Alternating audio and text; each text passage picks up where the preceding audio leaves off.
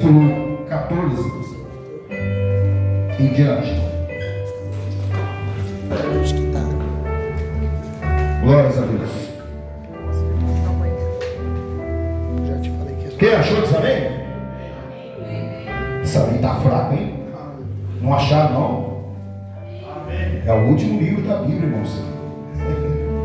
Apocalipse, capítulo 3, no versículo 14 em diante, que diz assim: ao anjo da igreja de Laodiceia escreve o seguinte: esta é a mensagem do Amém, da testemunha fiel, verdadeira, daquele pois no meio que Deus criou todas as coisas. Olha agora, eu sei o que você tem feito. Sei que não é frio e nem quente, como eu gostaria que você fosse uma coisa ou outra. Mas porque são apenas mornos, nem frio e nem quente, vós logo vomitá-lo da minha boca. Vocês dizem: somos ricos, estamos bem de vida e temos tudo o que precisamos, mas não sabem que são miseráveis, infelizes, pobres, nus e cegos. Portanto, aconselho que compre de mim ouro puro, para que sejam de fato ricos. E compre roupas brancas, para que se vista e cubra a sua nudez de vergonha. Compre também colírios para os olhos, a fim de que possa ver. Eu corrijo e castigo a todos quanto amo. Portanto, leve as coisas a sério e se arrependa. Escute, eu estou à porta e bato. Se alguém ouvir a minha voz e abrir a porta, eu entrarei na sua casa e nós jantaremos juntos. Aos que conseguirem a vitória, eu darei direito de se assentar do lado do meu trono, assim como eu consegui a vitória, e agora estou sentado do lado do trono do meu Pai. Portanto, se você tem ouvido para ouvir, então ouça o que o Espírito diz às igrejas. Glórias a Deus. Curva a tua cabeça neste momento. Nós vamos fazer uma breve oração. Grandioso Deus, Pai de amor, de misericórdia, neste momento chega o momento mais precioso. É o momento de nós ouvirmos a tua palavra. Senhor, Pai, eu não tenho nada para oferecer. Senhor, meu Deus, ó Pai, que eu diminua, que o Senhor venha crescer, Senhor, nesta noite.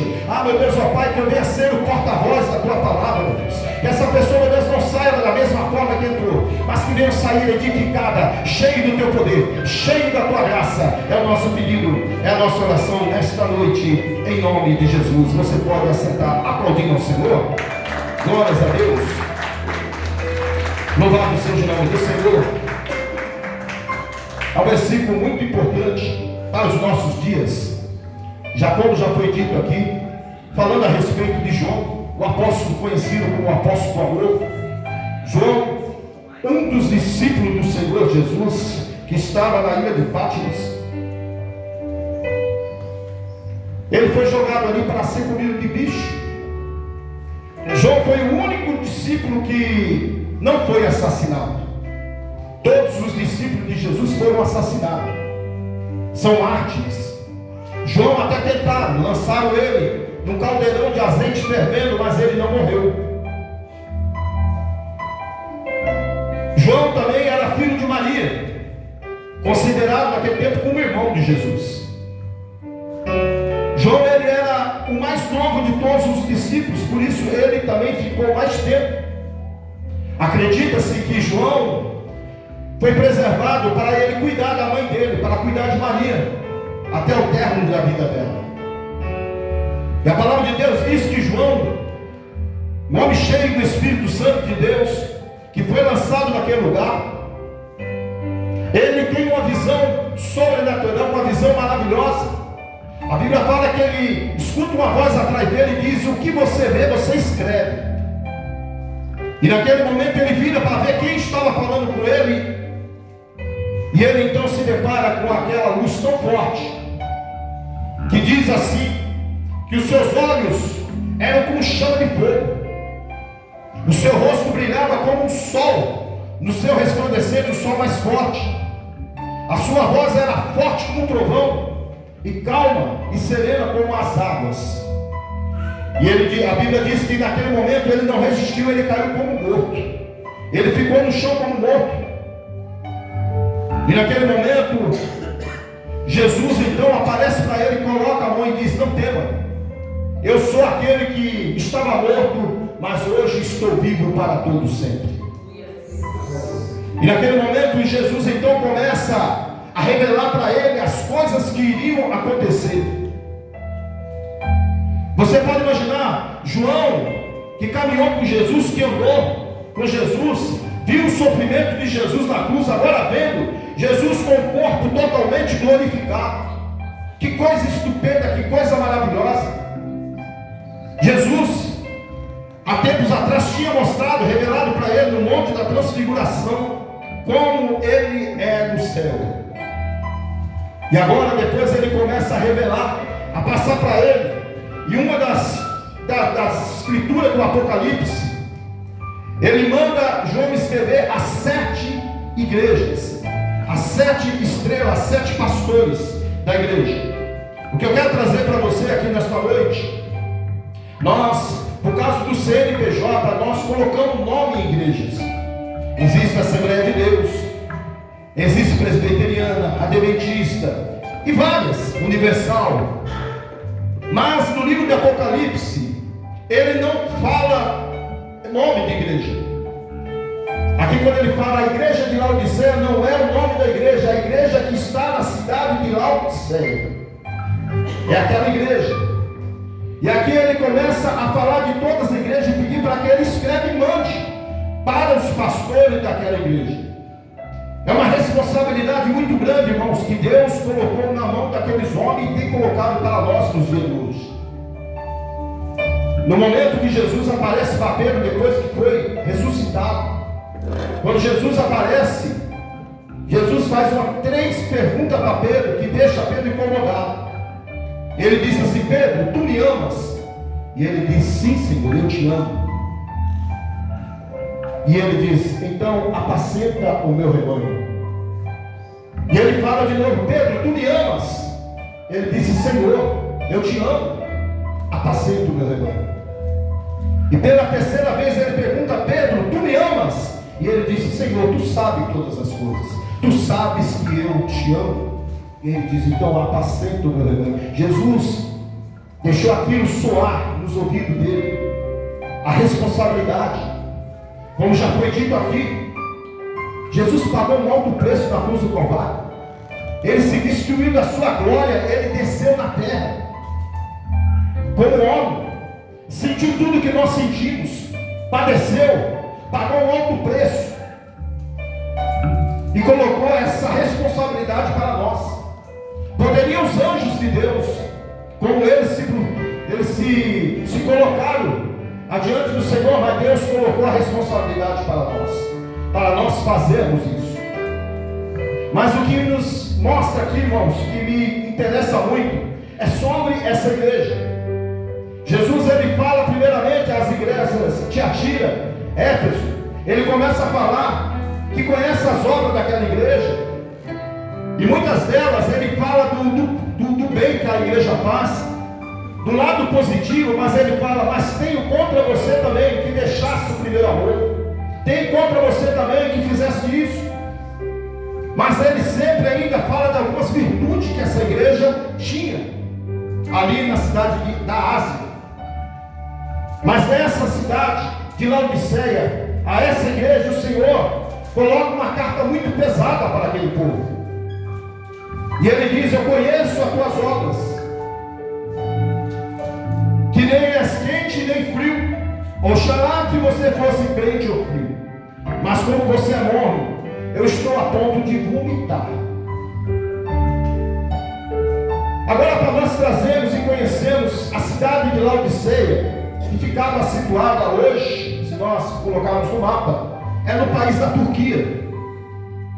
Essa cidade de Laodiceia era uma cidade conhecida como uma cidade muito próspera, muito rica.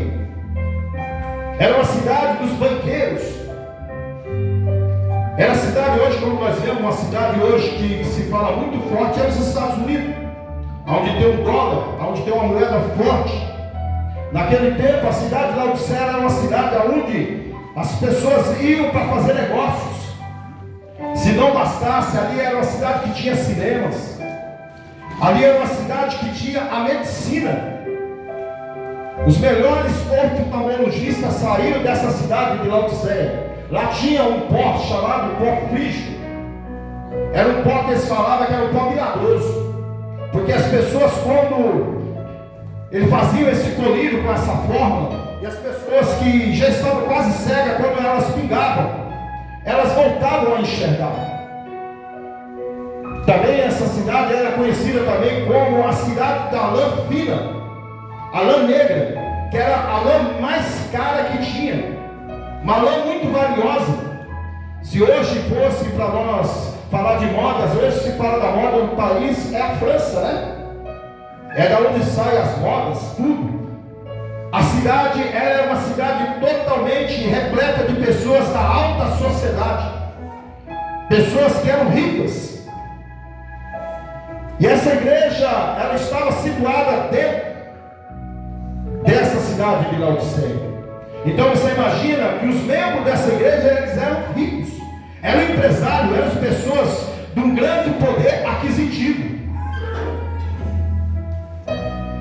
E Jesus, sabendo de tudo isso, ele pega um gancho a respeito da cidade para falar a este povo. O que nos incomoda, o que incomoda muito, irmãos, e incomoda os olhos de Deus, é quando nós andamos confortavelmente. Você já percebeu? Parece que é incrível. Crente só vive para passar luta. Pensa, acaba uma situação, acaba um problema, vem outro. Acaba aquele outro, vem outro. Sabe por que isso? É porque se nós ficarmos incomodados demais, a gente esquece do amor de Jesus. Nós esquecemos da grandeza de Deus. Se nós acharmos que nós andamos com a nossa própria perna, nós não vamos buscar mais a Deus. É por isso que nós devemos dar graças a Deus pelas lutas que nós passamos. Olha só o que Jesus fala: eu castigo e disciplino a todos quanto eu amo. O pai que não disciplina o filho, que não educa o filho, é porque o filho não é mais filho, ele é um bastardo. É um filho que ele não ama mais. Mas quando o pai nos corrige, quando o pai nos ensina, olha, você está andando pelo caminho errado, é porque ele nos ama. Ele não quer ver o nosso mal. Mas nós vemos que esse povo, por causa da grandeza, por causa daquilo que ele tinha, eles achavam que eles eram ricos e de nada eles tinham falta. Olha aqui o que Jesus fala: tu dizes que estás enriquecido e de nada eu tenho falta, mas tu não sabes que tu é pobre, miserável, nu.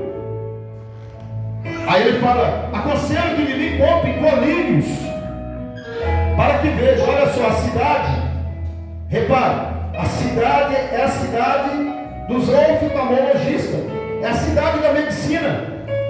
Era eles que era para estar ensinando. Mas o Senhor fala: aconselho que você compre o meu colírio. Eu tenho o melhor colírio para dar para vocês. Vocês são cegos, vocês têm o melhor colírio, mas vocês não estão enxergando.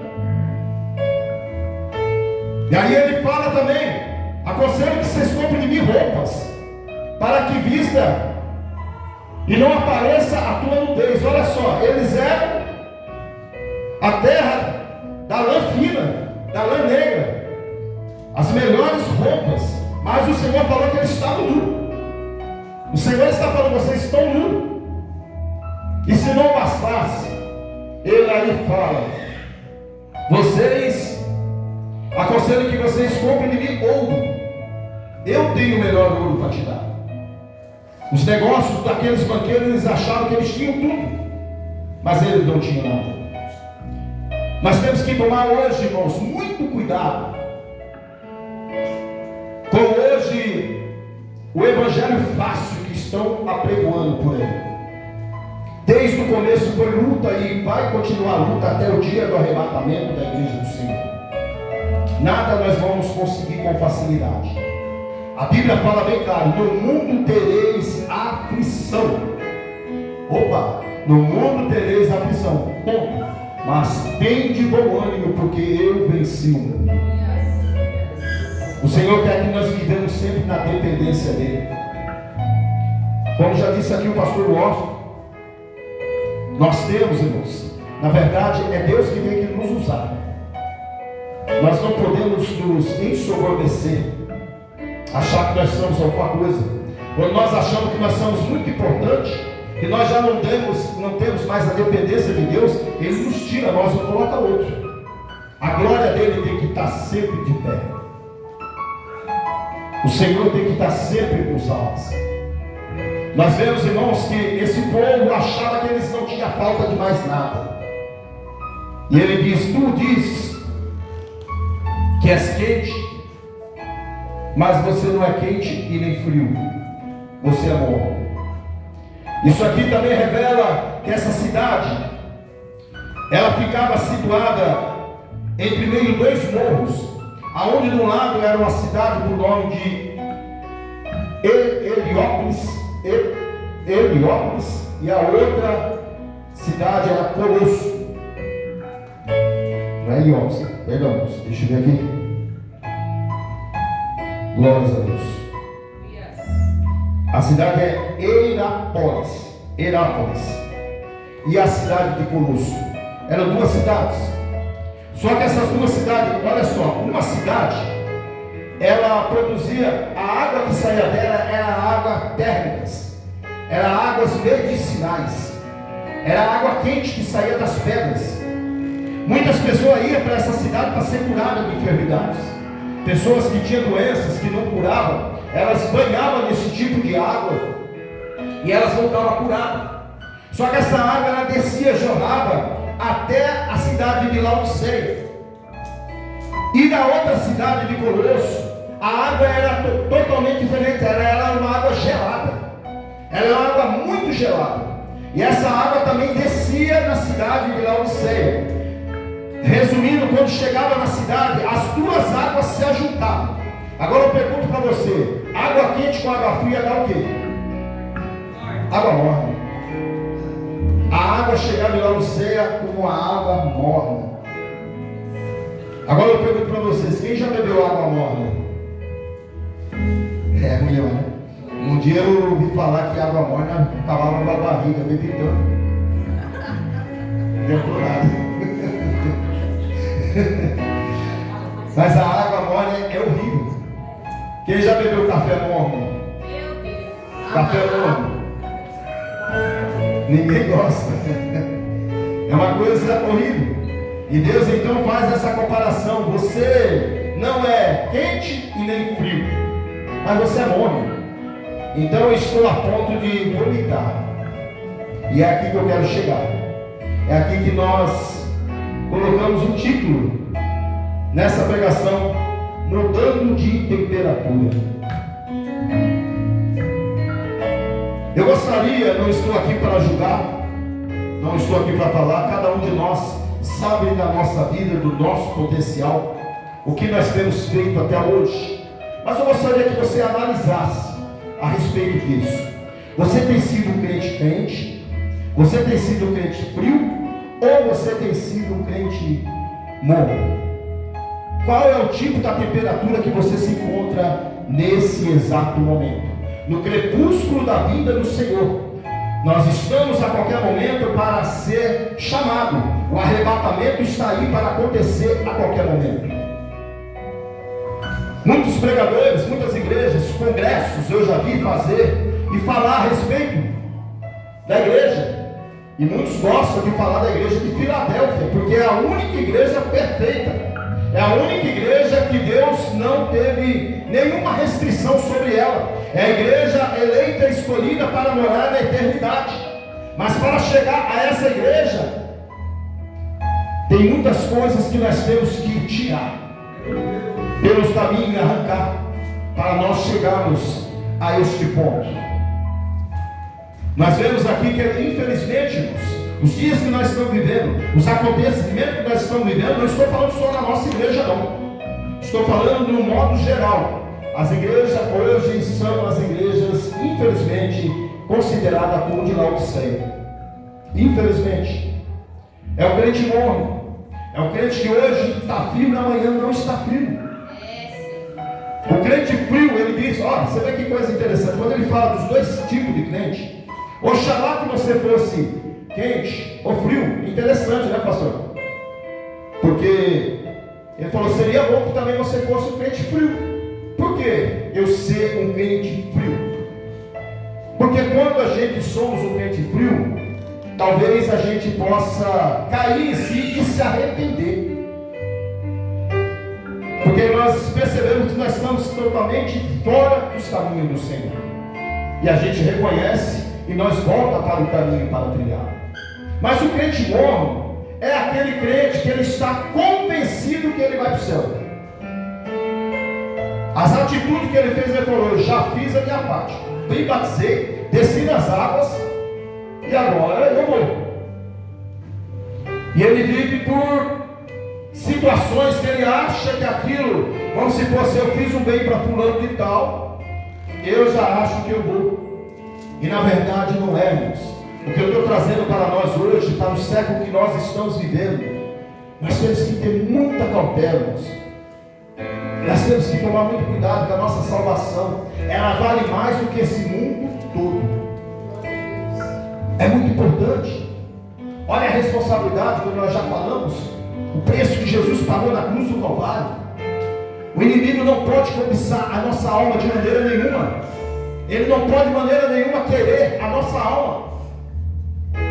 Nós somos lavados e remidos no sangue do Cordeiro. O Senhor nos escolheu. Todo dia o Senhor fala conosco. Todo dia o Senhor dá um sol para cada dia, para que nós venhamos olhar para trás e nos arrependermos de muitas coisas. Há poucos dias o pastor Sebastião estava falando, como eu também, já aconteceu comigo, de ter sonhos, mas sonhos mesmo fortes, sonhos mesmo perturbadores, preocupado com a minha salvação. Não estou preocupado com a salvação da minha esposa, dos meus filhos, dos meus netos, estou preocupado com a minha. É a minha. Eu tenho que preocupar com o meu todos os dias. Todos os dias eu tenho que orar e falar, Senhor, se eu tenho alguma coisa ainda comigo, me avisa, Senhor, por favor.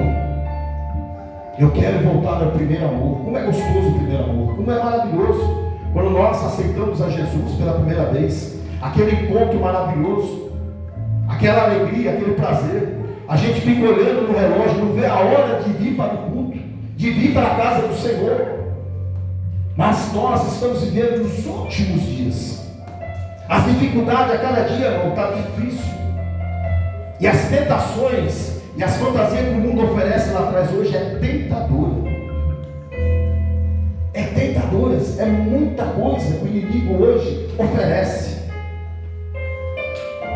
Às vezes nós ficamos olhando e dizemos, será que vale a pena? Como eu já vi pessoas ficar a vida inteira dentro de uma igreja, onde tem pessoas lá fora se divertindo, fazendo, mas aparentemente é uma aparência só. A felicidade realmente você encontra dentro da casa do Senhor. É aqui que o Senhor te põe paz, te coloca alegria. Terça-feira na oração, eu saí daqui e fui para casa. Irmãos, como fica mais fácil outro dia, no trabalho, todo lugar que você anda, alegria, paz. Você está dentro do ônibus, você está andando, você está sossegado, você está em paz. Mas quando a gente percebe que alguma coisa está acontecendo de errado, a gente fica muito preocupado. E nós vemos aqui, irmãos, que Jesus ele alerta de uma forma surpreendente sobre essa igreja de Laodiceia. Ele mostra para nós que realmente hoje nós temos que tomar muito cuidado com as igrejas que nós rodeamos, que nós frequentamos. A verdadeira igreja, irmãos, é aquela que prega a genuína palavra do Senhor. É aquela que realmente ora, que busca, que leva realmente dentro. É por isso que é necessário nós estarmos estudando a Bíblia todos os dias, examinando ela. Quando o pregador falar alguma coisa aqui em cima, chega na tua casa, abre a Bíblia e vê onde que está. Ou pergunta se você tem, ô pastor, onde que é aquele versículo que você falou? Jesus ele fala, nós devemos examinar as Escrituras. Nós não devemos ser levados por qualquer tipo de profecia, de palavra. A verdadeira profecia, irmãos, é a palavra de Deus. Ela é a busca do crente. É ela que nos direciona verdadeiramente a Jesus Cristo, não a outro. É ela, é a palavra de Deus. O Senhor aqui ainda orienta essa igreja, porque aparentemente essa igreja não tem mais jeito. Eu vou falar para os irmãos. Eu gosto muito de pregar, sabe aonde? Eu gosto de pregar muitas das vezes culto no lar, culto na casa, praça pública, em lugares de cruzada. Sabe por quê, irmãos? Quando você começa a ministrar, você sente que começa a sair virtude. Tem alguém que está captando, que está pegando. Mas a coisa terrível que tem é você pregar onde só tem crente. Como é difícil você pregar para crente? O crente já está inchado, ele está convencido. Quando você começa a abrir a Bíblia, começa a falar, ele fala, já sei o que ele vai falar. Eu já sei aonde ele quer chegar. Mas a palavra de Deus diz que a Bíblia ela se renova todos os dias. Ela tem renovação todos os dias para nós. É diferente de um livro. Com certeza, se você já leu um livro, você não vai querer repetir esse livro de novo. Você já sabe onde é o final da história. Agora experimenta você ler. Faz um ano bíblico, leia a Bíblia este ano e volta o ano que vem a ler a Bíblia, que você vai ter um entendimento diferente. Porque ela se renova na nossa vida todos os dias. Você pode procurar a direção do Senhor aqui você acha. O Senhor tem direção para você. O Senhor ele fala conosco através da palavra. Eu estou passando essa orientação, irmão, mas Deus sabe todas as coisas. Os dias que nós estamos para acontecer são dias maus. O espírito do engano já habita no meio de nós. Os falsos profetas já estão no meio de nós. Por isso nós temos que tomar cuidado. Nós não devemos, como que diz assim, ficar espantado, escandalizado, não. A Bíblia já nos revela que isso ia acontecer. Mas isso que vem a ser de sobreaviso para nós. Vai acontecer naquele dia do arrebatamento que muitos, ou talvez até a igreja toda vão ficar, porque ela está levada por um espírito do engano. Por isso hoje, eu gostaria que você ficasse com essa palavra no teu coração. Você hoje tem sido que tipo de crente? Qual é a forma que você tem levado? Nós carregamos duas matérias. Nós temos aqui a versão 3, espírito, corpo e alma.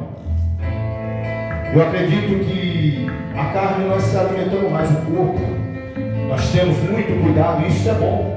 A alimentação, a saúde. Quando não está muito bem, nós corremos no médico para saber o que está acontecendo, porque nós se preocupamos com isso. Mas e o nosso espírito? E o nosso espírito? Você só pode se encher dele na presença do Senhor, na casa de Deus, de coisas boas.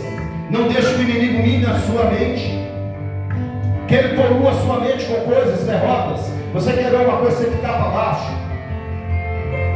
você ficar vendo nos jornais da tarde, crime, morte, assalto, aconteceu isso, aconteceu aquilo, toma cuidado. A pessoa fica empavorosa e esquece que nós temos um Deus Todo-Poderoso que está do nosso lado e tem nos guardado. Mas você quer dizer que não vai acontecer nada? Não, nós podemos sim. Nós não somos imbatíveis, nós não somos invisíveis, mas é muito diferente aquele que caminha com Cristo do que aquele que caminha sem Cristo. Eu quero convidar você neste momento a se colocar de pé. Nós vamos fazer uma breve oração. Eu não sei qual é a situação que fez você parar no caminho. Qual é a frustração? Talvez você bateu em tantas portas. Talvez uma pessoa fez algo de errado para você, que estava dentro da casa do Senhor, e você se escandalizou e falou: eu não quero mais. Mas eu quero dizer para você que Jesus Cristo está de mão estendida para você. Ele é o verdadeiro amigo. Ele é um amigo mais chegado do que o irmão. Um dia eu estava numa festa, cheguei, e eles, sabendo qual é o evangelho, estavam jogando, estavam bebendo, e eles falaram que eu era preso, aprisionado por causa da religião. Eu falei: você está enganado, eu sou livre. Eu sou livre, você é um prisioneiro. Mas por que, que você diz isso? Eu falei, tenta abandonar os vícios. Eu não consigo. Não dá, né? Eu falei, então, você é dependente do vício. Eu não sou dependente de nada, só de Jesus Cristo. É Ele que mora dentro de mim. É Ele que preenche o meu vazio todos os dias. Essa alegria é eterna.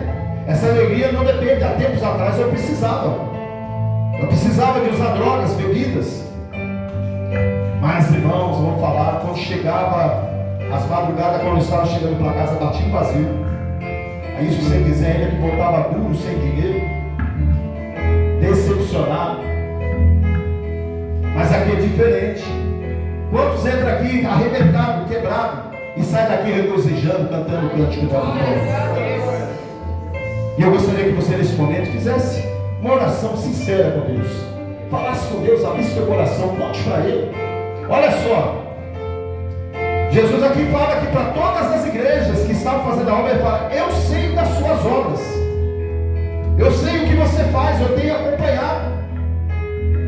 O Senhor nos sonda, Ele sabe de nós, Ele conhece nós mais do que nós mesmos. O inimigo não tem essa capacidade. O inimigo, ele só tem a capacidade de ver algo que a pessoa faz para ele ir contra a pessoa. Mas Deus, Ele sonda até os nossos pensamentos. Ele sabe todas as coisas. Ele sabe também da nossa limitação. Ele sabe até onde você pode chegar. Então, se você não conseguiu chegar até onde você queria, pede para Deus agora. Abra teu coração. O Senhor quer ouvir o que você tem para dizer. Ele é o verdadeiro amigo. Ele é o Deus que não acusa ninguém. Ele não te acusa de nada. Essa acusação que você sente dentro de você é o inimigo que faz.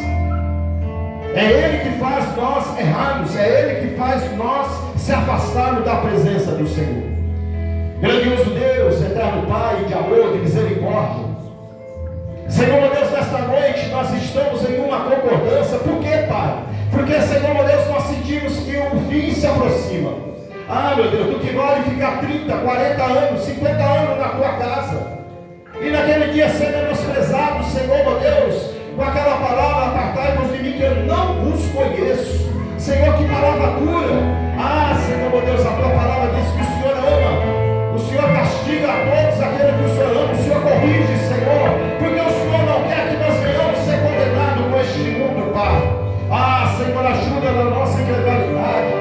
Ajuda-nos a entender, meu Deus, quando, meu Deus, acontece algo que nós não estamos esperando, Pai. Ficamos frustrados, ficamos abatidos com a situação, com o problema, Senhor. Mas, Senhor, meu Deus, ó Pai, nós sabemos, Senhor, que o Senhor está abreviando os dias, Senhor, porque, meu Deus, ainda tem vidas, meu Deus, que estão lá fora, ainda tem vidas para ser salvas, Senhor, que ainda vão estar conosco, ainda vão estar, meu Deus, nesse aprisco também, Senhor, e naquele grande dia, nós subiremos regozijando, cantando o cântico da vitória, Senhor, aonde, meu Deus, ali, meu Deus, não haverá mais choro, mais tristeza, mais dor, mais decepção, Senhor, será um lugar de paz, será um lugar de alegria, Senhor, meu Deus, e nós queremos te pedir, Pai, a vida do Senhor. Nós não queremos, meu Deus, ficar em cima do muro, não. Nós não queremos, meu Deus, ficar na mesmice, não. Nós não queremos ser frio, nós não queremos ser morno, mas nós queremos, meu Deus, ser quente.